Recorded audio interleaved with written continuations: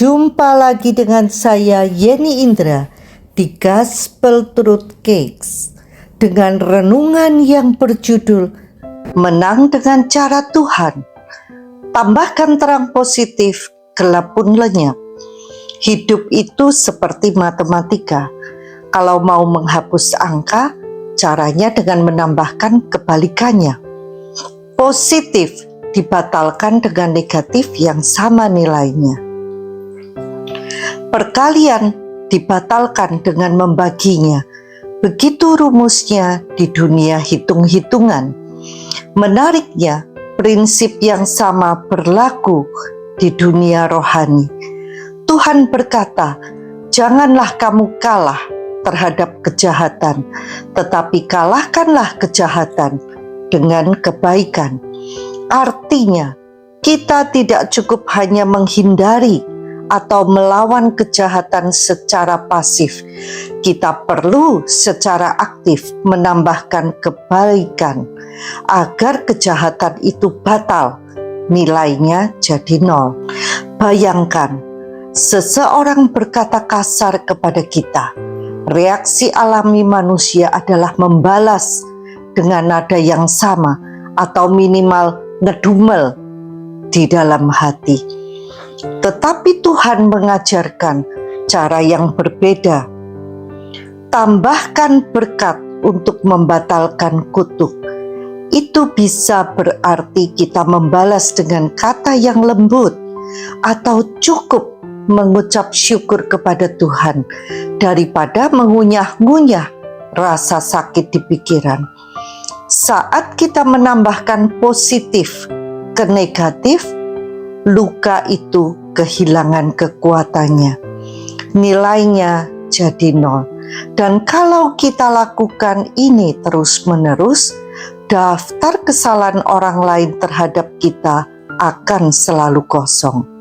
Bahkan Tuhan berkata, saat kita berbuat baik kepada orang yang berbuat jahat kepada kita, itu seperti menaruh bara di atas kepalanya. Bara itu membakar rasa bersalahnya dan membuat hati nuraninya terusik.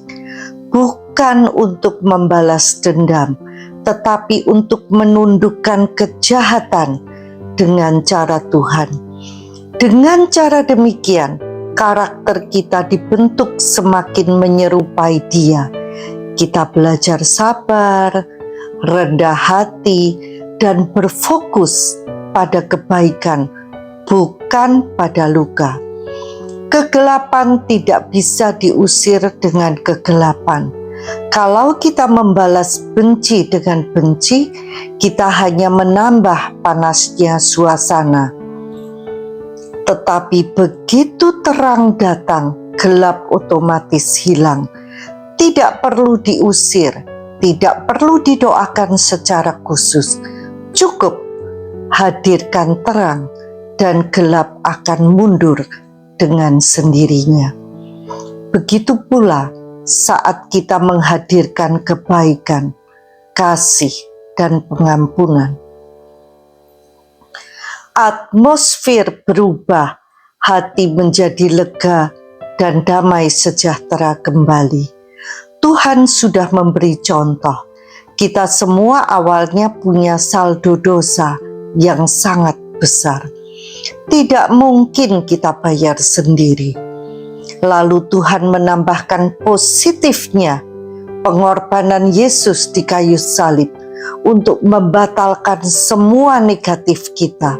Seketika rekening dosa kita jadi 0. Tidak ada lagi catatan pelanggaran. Semuanya sudah dihapus. Lalu Tuhan meminta kita memperlakukan orang lain dengan cara yang sama. Kuncinya bukan sekedar menahan diri supaya tidak marah, tetapi menggantinya dengan tindakan positif sesuai firman Tuhan. Kalau hatimu mulai panas karena ucapan orang, langsung tambahkan ucapan syukur. Kalau kamu dirugikan, segera cari cara untuk menabur kebaikan. Tidak selalu mudah, tapi setiap kali kita memilih cara ini, kita sedang membangun kebiasaan baru. Lama-lama ini menjadi gaya hidup.